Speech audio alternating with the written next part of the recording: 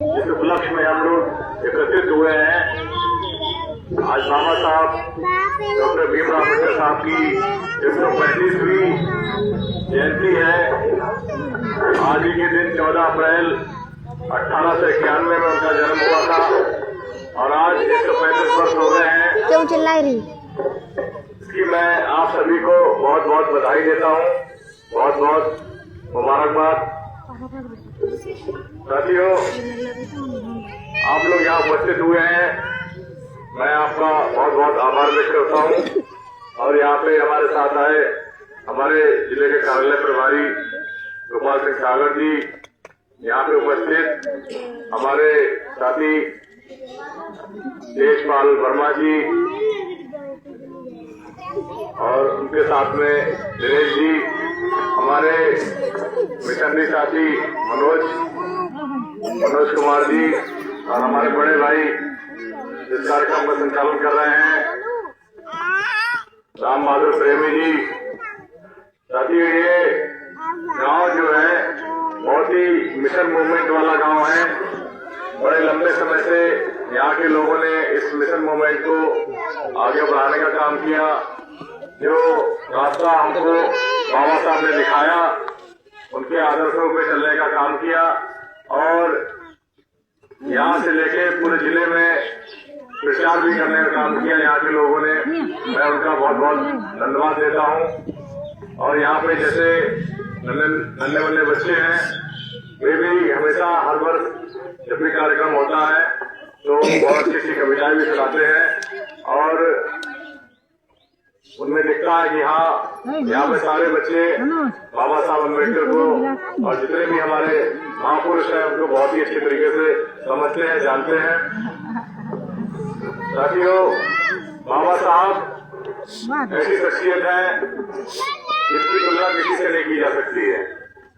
और आज जो कुछ भी हम लोगों को मिला है, चाहे हमें अच्छे कपड़े पहनने का अधिकार मिला हो, चाहे अच्छे घरों में रहने का अधिकार मिला हो, जितना भी सम्मान मिला आज हमको है, वो सब बाबा साहब की देन है। अगर बाबा साहब नहीं होते तो हम लोग चैन की जिंदगी में जी पाते। बाबा साहब ने कितनी कठिनाइयों से हम लोग अधिकार दिलाने का काम किया, ये हमारे साथी जानते हैं कि किस परिस्थितियों में उन्होंने शिक्षा ग्रहण की और उन्होंने हमें मार्ग दिया। उनके जो मूल मंत्र हैं, अगर हम उनको समझें और अपनी जिंदगी में उतार लें तो हम कभी भी किसी से पीछे नहीं रह सकते हैं। अपनी जिंदगी के हर क्षेत्र में हम लोग आगे बढ़ने का मौका बाबा साहब हमको दे गए हैं। लेकिन उनके जो आदर्श है, जो उनके मार्ग जो उन्होंने बताया है, उनसे हमको चलना पड़ेगा। बाबा साहब ने कहा शिक्षित बनो। सबसे पहले शिक्षा के क्षेत्र में हमें अपने बच्चों को आगे बढ़ाना चाहिए। चाहे हम लोग अपनी जिंदगी में कितनी परेशानियां क्यों ना उठाएं, लेकिन अपने बच्चों को अच्छी से अच्छी शिक्षा हम लोगों को देना चाहिए। और आज जो बाबा साहब ने हमको जो अधिकार दिलाए हैं, वो उनके ज्ञान और शिक्षा की बदौलत ही हम लोगों को इतना सब कुछ मिल पाया है। साथियों, जैसा अभी हमारे भाई ने बताया कि कुछ लोग आए थे, उन्होंने कहा कि बाबा साहब को भारत रत्न किसी सरकार की बदौलत मिला है। तो मैं बताना चाहता हूँ, किसी के सरकार की बदौलत बाबा साहब को भारत रत्न नहीं मिला है। वो उनके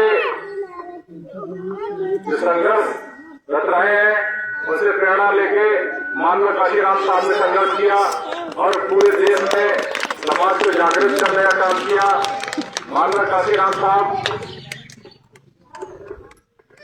ऐसी शख्सियत है जो बाबा साहब के बाद में दूसरे ऐसे हमारे महापुरुष रहे हैं। उन्होंने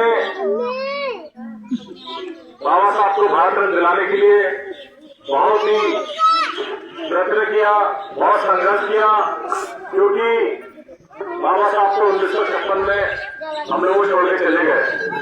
लेकिन उसके बाद तमाम सरकारें रहीं, किसी ने नहीं सोचा कि बाबा साहब को भारत रत्न देना चाहिए। बाबा साहब के लगभग 35 सालों के बाद में वो भी माननीय काशीराम साहब ने शर्त रखी थी, क्योंकि उस समय बहुजन समाज पार्टी के 3 शासक चुन के आए थे माननीय काशीराम की बदौलत। माननीय काशीराम साहब ने जो पीपी सिंह की सरकार थी उस समय ये मांग रखी थी कि हम जब भी समर्थन देंगे जब बाबा साहब को भारत रत्न दिया जाए। और जो मंडल कमीशन था, मंडल आयोग, उसको लागू किया जाए। जो पिछड़े वर्गों के लिए जो आज आरक्षण मिल रहा है, जो उनको निकाल जो मिल रहे हैं, उसको लेके बड़ी लड़ी माननीय काशीराम साहब ने और बाबा साहब के जो भारत रत्न दिया गया है वो सिर्फ इसी वजह मिला है। अगर माननीय काशीराम साहब नहीं होते तो बाबा साहब को कभी भी भारत रत्न ये लोग नहीं देते। आज हम देखते हैं जो लोग बाबा साहब से बहुत घृणा करते थे, जो पार्टियां उनके विरोध में मार्च निकाला करती थी, वो आरएसएस जो उनके जीते जी उनकी जो है सब यात्रा उन्होंने निकाली। आरएसएस के लोगों ने, भारतीय जनता पार्टी के लोगों ने, ये वो भारतीय जनता पार्टी है कि बाबा साहब के जीते जी उनकी सब यात्रा निकाली गई थी। तो वो लोग क्या भारत रत्न देंगे बाबा साहब के लिए? आने को तो कोई भी कुछ ऐसे चला जाए, ये हमारे लोगों को जानना चाहिए कि इन लोगों ने हमारे बाबा साहब के साथ क्या क्या क्या नहीं किया। और ये तो हमारे समाज के लोगों ने एकजुट होकर अपने 3 साल चुन के भेजे, और जो बहुजन समाज के लोगों ने 3 साल चुन के भेजे, उनकी बदौलत ही बाबा साहब को भारत रत्न मिला है। वरना उस समय वीपी सिंह की सरकार भी नहीं बनी होती। इस पर जो डर था वो आप लोगों के वोटों का डर था, क्योंकि बाबा साहब ने कहा है जो वोट की ताकत वह ताकत है जिससे किसी भी तरीके का आप काम करा सकते हैं। अपने वोट की ताकत हम लोग पहचान नहीं होगी। कोई भी आए कुछ भी झूठ बोल चले, हमको जवाब देना चाहिए कि भाई आप लोगों ने हमें जितना प्रचारित किया है और आप कहते हो कि हमें जो है बाबा साहब, हमारे बाबा साहब के लिए आपने भारत रत्न दिया, तो ये हमारे भाई भी जानते हैं किस तरीके से बाबा साहब को भारत रत्न मिला है। साथियों, मैं ज्यादा लंबी बात नहीं कहूंगा, क्योंकि अभी हमें बहुत कार्यक्रमों में जाना है, कई जगह से हमें आमंत्रित किया गया है और यहाँ पे आप लोग आए हैं, आपका बहुत बहुत धन्यवाद। और एक बार फिर कहेंगे कि भाई बच्चों की शिक्षा पे सबसे ज्यादा ध्यान दें और उनके मार्ग, बाबा साहब के बताए हुए मार्ग चले, क्योंकि एक ही चीज है हमारे पास और कुछ तो है नहीं। सिर्फ शिक्षा ही ऐसी चीज है जो हम ग्रहण करके अपनी किस्मत को चमका सकते हैं। यही बच्चे कल को इस देश का भविष्य भी है। इन्हीं में से जो अच्छे बच्चे पढ़े लिख जाएंगे वही बड़े बड़े अधिकारी भी बनेंगे।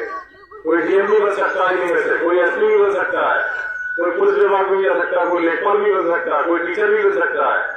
कोई बाहर से लोग नहीं आते हैं जो बनने वाले हैं, आप ही लोगों से बीच बन के जाएंगे, लेकिन उसके लिए हमें अच्छी शिक्षा ग्रहण करनी पड़ेगी। तो हमारे महापुरुषों ने नारा भी दिया है कि 1 रोटी कम खाओ लेकिन बच्चों को जरूर पढ़ाओ। तो इसलिए मैं आपसे अनुरोध करूंगा कि फालतू खर्चों में ना पड़ के, जो खर्चे हम लोग फालतू खर्चों में इधर उधर करते हैं, उसकी जगह पर अपने बच्चों को खर्च करें, अपने बच्चों की शिक्षा पर खर्च करें। और क्योंकि हमें उनके भविष्य को चमकाना होगा, क्योंकि जब वो पढ़ लिख के आगे जाएंगे तो